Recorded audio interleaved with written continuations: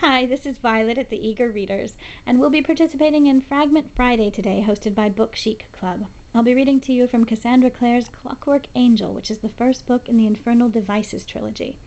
This is a series of prequels to the Mortal Instruments books. So if you read City of Bones, City of Ashes, and City of Glass, then you're definitely going to want to check out Clockwork Angel. If you haven't had a chance to read the Mortal Instruments books yet, I highly recommend them because they're awesome, but you could actually read Clockwork Angel first before reading City of Bones and enjoy it just as much. So basically I recommend this whether you've read the Mortal Instruments or not.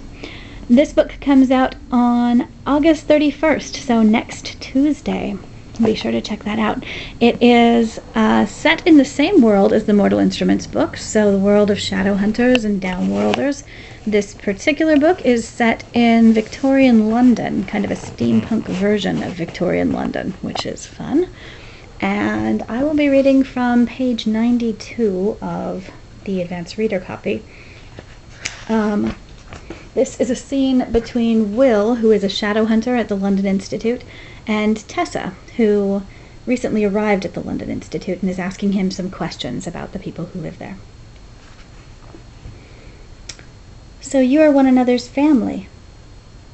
If you must romanticize it, I suppose we are, all brothers and sisters under the Institute's roof. You as well, Miss Grey, however temporarily.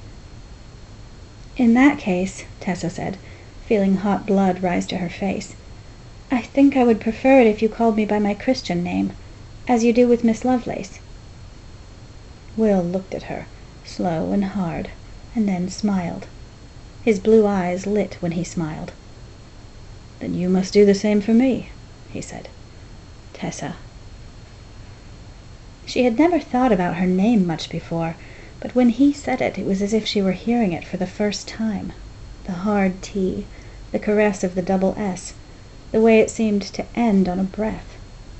Her own breath was very short when she said softly, Will? Yes. Amusement glittered in his eyes.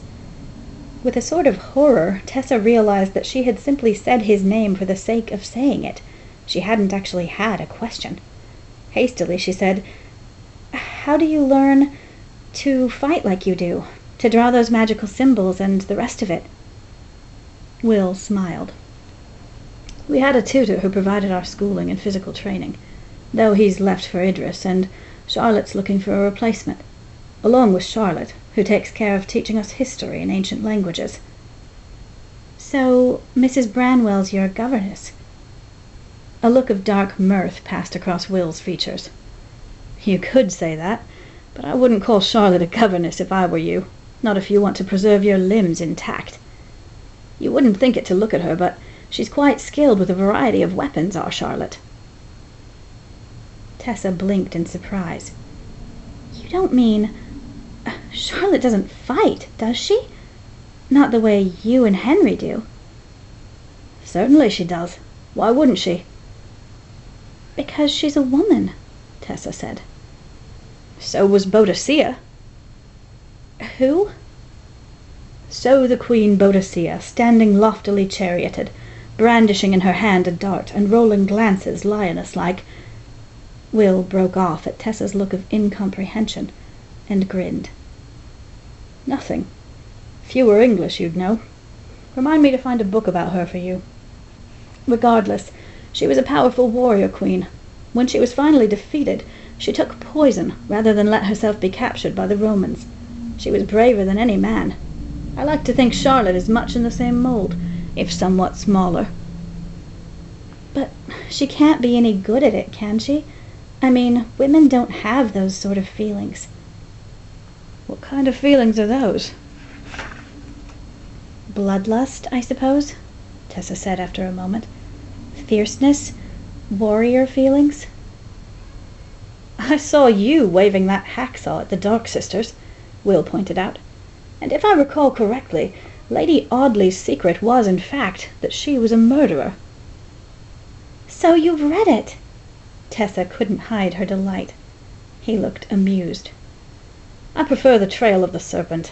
More adventure, less domestic drama. Neither is as good as the Moonstone, though. Have you read Collins?"